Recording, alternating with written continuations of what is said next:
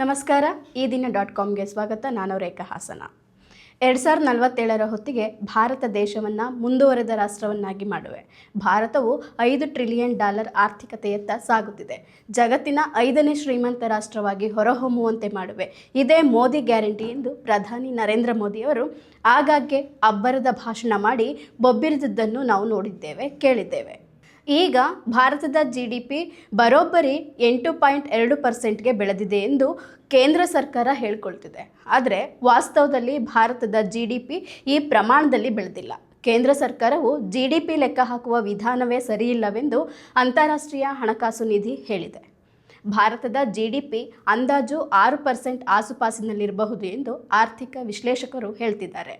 ಇದೇ ಸಮಯದಲ್ಲಿ ಡಾಲರ್ ಎದುರು ರೂಪಾಯಿ ಮೌಲ್ಯವು 90 ರೂಪಾಯಿಗೆ ಕುಸಿದಿದೆ. ರೂಪಾಯಿ ಮೌಲ್ಯವು ಸಾರ್ವಕಾಲಿಕ ಕುಸಿತ ಕಂಡಿದೆ.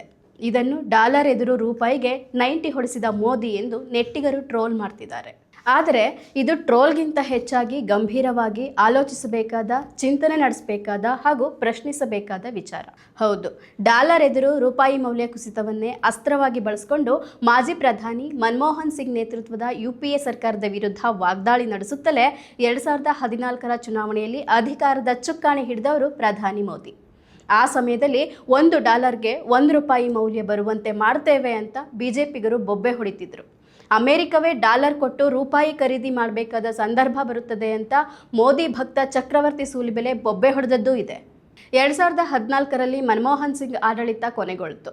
ಮೋದಿ ಅಧಿಕಾರಕ್ಕೇರಿದಾಗ ಡಾಲರ್ ಎದುರು ರೂಪಾಯಿ ಮೌಲ್ಯ $62 ಇತ್ತು. ಈಗ ರೂಪಾಯಿ ಮೌಲ್ಯ $90ಗೆ ತಲುಪಿದೆ. ರೂಪಾಯಿ ಮೌಲ್ಯ ಡಿಸೆಂಬರ್ 4ರಂದು ಸಾರ್ವಕಾಲಿಕ ಕುಸಿತ ಕಂಡಿದೆ. ಇದು ಸಹಜವಾಗಿಯೇ ಭಾರತೀಯ ಆರ್ಥಿಕತೆಯ ಮೇಲೆ ಅಡ್ಡ ಪರಿಣಾಮ ಬೀರಲಿದೆ.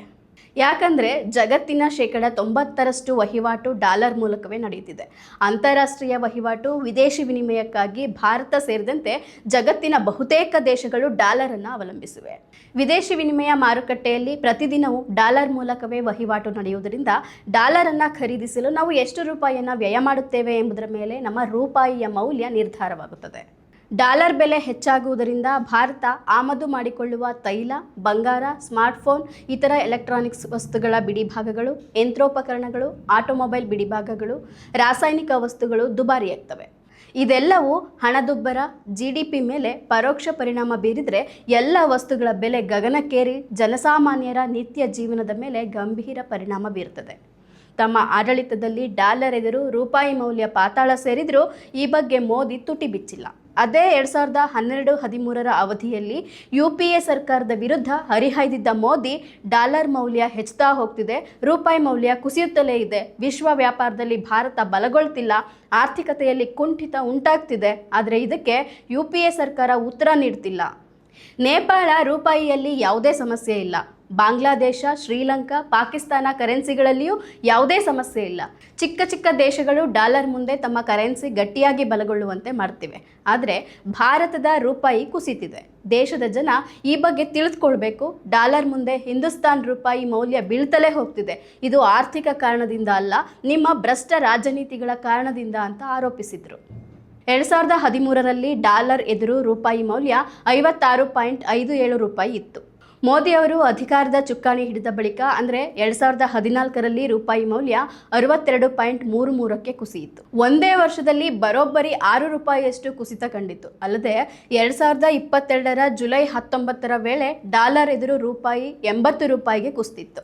2023ರಲ್ಲಿ 81.94 ಇದ್ದ ರೂಪಾಯಿ ಮೌಲ್ಯವು 2024ರ ಜೂನ್ 20ರ ಹೊತ್ತಿಗೆ ಸಾರ್ವಕಾಲಿಕ $83.66ಗೆ ಕುಸಿಯಿತು. ಅಕ್ಟೋಬರ್ನಲ್ಲಿ $84ಗೆ ದಾಟಿತು. ಈಗ $90 ಗಡಿ ಮುಟ್ಟಿದೆ. ಆದರೂ ರೂಪಾಯಿ ಮೌಲ್ಯ ಕುಸಿತವನ್ನು BJP ನಾಯಕರು ಸಮರ್ಥಿಸಿಕೊಳ್ಳುತ್ತಿದ್ದಾರೆ. 2022ರಲ್ಲಿ ಅಮೆರಿಕನ್ ಡಾಲರ್ ಎದುರು ರೂಪಾಯಿ ಮೌಲ್ಯ $82.38ಗೆ ಕುಸಿದಾಗ ಪ್ರತಿಕ್ರಿಯೆ ನೀಡಿದ್ದ ಕೇಂದ್ರ ವಿತ್ತ ಸಚಿವೆ ನಿರ್ಮಲಾ ಸೀತಾರಾಮನ್ ರೂಪಾಯಿ ಮೌಲ್ಯ ಕುಸಿಯುತ್ತಿಲ್ಲ, ಡಾಲರ್ ಬಲಗೊಳ್ಳುತ್ತಿದೆ ಎಂದು ಹೇಳಿದರು. ಅವರ ಈ ಹೇಳಿಕೆ ಸಾಕಷ್ಟು ಟ್ರೋಲ್ಗೆ ತುತ್ತಾಗಿತ್ತು. ಇನ್ನು 2018ರಲ್ಲಿ ಕೇಂದ್ರ ವಿತ್ತ ಸಚಿವರಾಗಿದ್ದ ಅರುಣ್ ಜೇಟ್ಲಿ ಅವರು ಡಾಲರ್ ಎದುರು ರೂಪಾಯಿ ಮೌಲ್ಯ ಕುಸಿದಿರುವುದಕ್ಕೆ ವಿತ್ತ ನೀತಿಯಾಗಲಿ ಕೇಂದ್ರದ ಸಮಸ್ಯೆಯಾಗಲಿ ಕಾರಣವಲ್ಲ, ರೂಪಾಯಿ ಮೌಲ್ಯ ಉತ್ತಮವಾಗಿದೆ, ಬೇರೆ ರಾಷ್ಟ್ರಗಳಿಗೆ ಹೋಲಿಸಿದರೆ ನಮ್ಮ ದೇಶದಲ್ಲಿ ಡಾಲರ್ ಮೌಲ್ಯ ಉತ್ತಮವಾಗಿದೆ, ಹಾಗೆ ರೂಪಾಯಿ ಮೌಲ್ಯವು ಉತ್ತಮಗೊಂಡಿದೆ. ಡಾಲರ್ ಎದುರು ರೂಪಾಯಿ ಮೌಲ್ಯ ಕುಸಿಯುವುದು ಸಾಮಾನ್ಯ ಎಂದು ಹೇಳಿದ್ದರು. ಮೋದಿ, ನಿರ್ಮಲಾ ಸೀತಾರಾಮನ್ ಹಾಗೂ ಅರುಣ್ ಜೇಟ್ಲಿ ಈ ಮೂವರ ಮಾತುಗಳಲ್ಲಿಯೇ ನಾವು ವಾಸ್ತವವನ್ನು ಅರ್ಥ ಮಾಡ್ಕೊಳ್ಬಹುದು. 2013ರಲ್ಲಿ ಮನಮೋಹನ್ ಸಿಂಗ್ ಆಡಳಿತದಲ್ಲಿ ರೂಪಾಯಿ ಮೌಲ್ಯ ಕುಸಿತವನ್ನು ಲೇಖಕ ಚೇತನ್ ಭಗತ್, ಮಾಜಿ IPS ಅಧಿಕಾರಿ ಕಿರಣ್ ಬೇಡಿ ಸೇರಿದಂತೆ ಹಲವರು ಟೀಕಿಸಿದರು. ಆದರೆ ಈಗ 90ರ ಗಡಿ ದಾಟಿದ್ರೂ ಮೌನವಾಗಿದ್ದಾರೆ. ಹೀಗಾಗಿ ಅವರ ಹಳೆ ಟ್ವೀಟ್ಗಳನ್ನು ಹುಡುಕಿರುವ ನೆಟ್ಟಿಗರು ಟ್ರೋಲ್ ಮಾಡ್ತಿದ್ದಾರೆ. 2013ರಲ್ಲಿ ಮನಮೋಹನ್ ಸಿಂಗ್ ಪ್ರಧಾನಿಯಾಗಿದ್ದಾಗ ಡಾಲರ್ ಎದುರು ರೂಪಾಯಿ 60 ರೂಪಾಯಿಗೆ ತಲುಪಿದೆ. ಇದು ಆರ್ಥಿಕ ಕುಸಿತದ ಸಂಕೇತ. ಆದರೂ ಏನೂ ಆಗಿಲ್ಲ ಎನ್ನುವಂತೆ ಸರ್ಕಾರ ಸುಮ್ಮನೆ ಕುಳಿತಿದೆ ಎಂದು ಲೇಖಕ ಚೇತನ್ ಭಗತ್ ಟ್ವೀಟ್ ಮಾಡಿ ಟೀಕಿಸಿದರು. ಅದೇ ರೀತಿ ಬಿಜೆಪಿಯಲ್ಲಿರುವ ಮಾಜಿ IPS ಅಧಿಕಾರಿ ಕಿರಣ್ ಬೇಡಿಯವರು ಕೂಡ 2013ರಲ್ಲಿಯೇ ಡಾಲರ್ ಎದುರು ರೂಪಾಯಿ ಕುಸಿತವನ್ನು ಒಂದು ಪದ್ಯದ ಮೂಲಕ ವ್ಯಂಗ್ಯ ಮಾಡಿದರು. ಡಾಲರ್ ಎಸ್ಕಲೇಟರ್ನಲ್ಲಿದೆ, ರೂಪಾಯಿ ವೆಂಟಿಲೇಟರ್ನಲ್ಲಿದೆ, ಫೈಲ್ಗಳು ಲಾಕರ್ನಲ್ಲಿವೆ, ಮಾಧ್ಯಮಗಳು ಶಾಕ್ ಆಗಿವೆ, ಕೆಲವು ವ್ಯವಹಾರಕ್ಕೆ ಹೋಗುವ ಬಂಕರ್ಗಳು ಹೊಂದಿಕೊಂಡಿವೆ ಎನ್ನುವ ಅರ್ಥದಲ್ಲಿ ಬರೆದಿದ್ರು. ದಿ ಕಾಶ್ಮೀರಿ ಫೈಲ್ಸ್ ಸಿನಿಮಾ ಖ್ಯಾತಿಯ ನಿರ್ದೇಶಕ ವಿವೇಕ್ ಅಗ್ನಿಹೋತ್ರಿ, ನಿಮ್ಮ ಸಂತೋಷವು ಪೆಟ್ರೋಲ್ ಬೆಲೆಯಂತೆ ಹೆಚ್ಚಾಗಲಿ, ನಿಮ್ಮ ದುಃಖವು ಭಾರತೀಯ ರೂಪಾಯಿಯಂತೆ ಕುಸಿಯಲಿ, ಹಾಗೂ ನಿಮ್ಮ ಸಂತೋಷವು ಭಾರತದಲ್ಲಿ ಭ್ರಷ್ಟಾಚಾರದಂತೆ ನಿಮ್ಮ ಹೃದಯವನ್ನು ತುಂಬಲಿ ಎಂದು ಮನಮೋಹನ್ ಸಿಂಗ್ ಸರ್ಕಾರವನ್ನು ಟೀಕಿಸಿದರು. ಸ್ವಯಂ ಘೋಷಿತ ಆಧ್ಯಾತ್ಮಿಕ ಗುರು ರವಿಶಂಕರ್ ಗುರೂಜಿ ಕೂಡ ಸಿಂಗ್ ಸರ್ಕಾರವನ್ನು ಟೀಕಿಸಿದರು. ಅಷ್ಟು ಮಾತ್ರವಲ್ಲ, ಇನ್ನು ಮೋದಿಯೇ ಪ್ರಧಾನಿಯಾಗಿದ್ದರಿಂದ ಮೋದಿ ಆಡಳಿತದ ಮೇಲೆ ಭಾರಿ ವಿಶ್ವಾಸವನ್ನು ವ್ಯಕ್ತಪಡಿಸಿದರು. ಮೋದಿ ಅಧಿಕಾರಕ್ಕೆ ಬಂದರೆ ರೂಪಾಯಿ ಪ್ರತಿ ಡಾಲರ್ ಎದುರು ರೂಪಾಯಿಯು 40 ರೂಪಾಯಿಗಳಂತೆ ಬಲಗೊಳ್ಳುತ್ತದೆ ಎಂಬುದನ್ನು ಕೇಳಲು ಉಲ್ಲಾಸಕರವಾಗಿದೆ ಎಂದಿದ್ರು. ಅಂತೆಯೇ ನಟಿ ಜೂಹಿ ಚಾವ್ಲಾ ಅವರು, ಹೋ ಗಾಡ್, ನಮ್ಮ ಒಳ ಉಡುಪುಗಳ ಹೆಸರು ಡಾಲರ್ ಆಗಿದೆ, ಆ ಕಾರಣಕ್ಕೆ ಅದು ಭದ್ರವಾಗಿ ಕುಳಿತಿದೆ, ಅದೇನಾದರೂ ರೂಪಾಯಿ ಎಂದಿದ್ರೆ ಅದು ಮತ್ತೆ ಮತ್ತೆ ಬೀಳ್ತಲೇ ಇರ್ತಿತ್ತು ಎಂದು ರೂಪಾಯಿ ಬೆಲೆ ಕುಸಿತವನ್ನು ಇನ್ನರ್ವೇರ್ಗೆ ಹೋಲಿಸಿ ಸಿಂಗ್ ಸರ್ಕಾರವನ್ನು ಟೀಕಿಸಿದರು. ಈ ಎಲ್ಲ ಟೀಕೆಗಳು ಬಂದದ್ದು 2013ರಲ್ಲಿ ರೂಪಾಯಿ ಮೌಲ್ಯವು 50 ರೂಪಾಯಿ ಆಸುಪಾಸಿನಲ್ಲಿದ್ದಾಗ. ಆದರೆ ಈಗ ಮೋದಿ ಆಡಳಿತದ 11 ವರ್ಷಗಳಲ್ಲಿ ರೂಪಾಯಿ ಮೌಲ್ಯವು ಬರೋಬ್ಬರಿ 40 ರೂಪಾಯಿಗಳಷ್ಟು ಅಧಿಕವಾಗಿ ಕುಸಿದಿದ್ದು ಡಾಲರ್ ಎದುರು ರೂಪಾಯಿ ಬೆಲೆ 90 ರೂಪಾಯಿಗೆ ಬಂದು ನಿಂತಿದೆ. ಆದರೆ ಈಗ ರವಿಶಂಕರ್ ಗುರೂಜಿಯವರು ತಮ್ಮ ಉಲ್ಲಾಸ ಏನಾಯಿತು ಎಂಬುದರ ಬಗ್ಗೆ ಮಾತನಾಡ್ತಿಲ್ಲ. ಜೂಹಿ ಚಾವ್ಲಾ ಅವರು ಇನ್ನರ್ವೇರ್ ಭದ್ರತೆಯ ವ್ಯಂಗ್ಯ ಮಾಡ್ತಿಲ್ಲ. ಕಿರಣ್ ಬೇಡಿಯವರು ರೂಪಾಯಿ ವೆಂಟಿಲೇಟರ್ನಲ್ಲಿ ಬದುಕಿದೆಯೇ ಇಲ್ವೇ ಎಂದು ಪರಿಶೀಲಿಸ್ತಿಲ್ಲ. ಅಗ್ನಿಹೋತ್ರಿಯವರಿಗೆ ದುಃಖವು ರೂಪಾಯಿಯಂತೆ ಕುಸಿಯುತ್ತಿಲ್ಲ. ಈಗ ಇವರಾರೂ ತುಟಿ ಬಿಚ್ತಿಲ್ಲ. ಇನ್ನು ಮೋದಿ ನೇತೃತ್ವದ BJP ಸರ್ಕಾರವು ತನ್ನ ಪ್ರಮುಖ ಆರ್ಥಿಕ ನಿರ್ಧಾರಗಳ ಮೂಲಕ ಆರ್ಥಿಕ ವ್ಯವಸ್ಥೆಯನ್ನು ಸುಧಾರಿಸುವ ಬದಲು ಮತ್ತಷ್ಟು ಹದಗೆಡಿಸಿದೆ.